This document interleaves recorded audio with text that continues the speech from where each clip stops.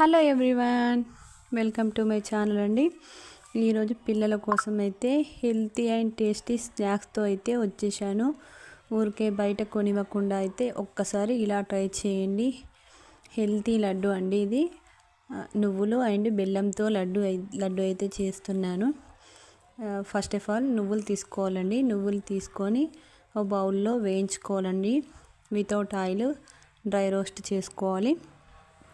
కొంచెం లైట్గా కలర్ మారే వరకు వేయించుకొని అదైతే మిక్సీ గిన్నెలో వేసేసుకోవాలండి.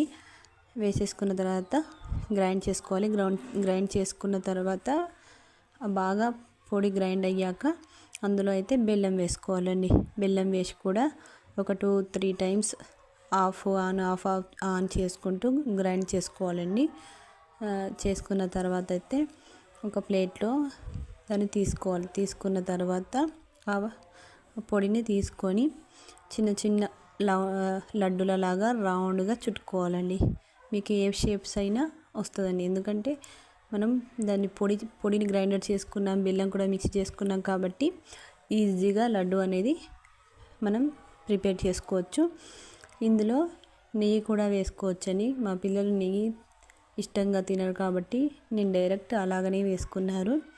నెయ్యి వేసుకొని కూడా పొడిలో నెయ్యి వేసుకొని ఇట్లా గుండ్రగా రౌండ్గా లడ్డూలు అయితే చుట్టుకొని స్నాక్స్కి పిల్లలకు ఇస్తే పిల్లలకు కూడా చాలా మంచిదండి.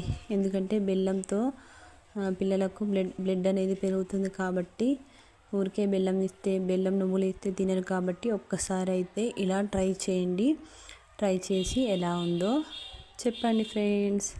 నచ్చితే లైక్ చేయండి, షేర్ చేయండి, సబ్స్క్రైబ్ చేసుకోండి.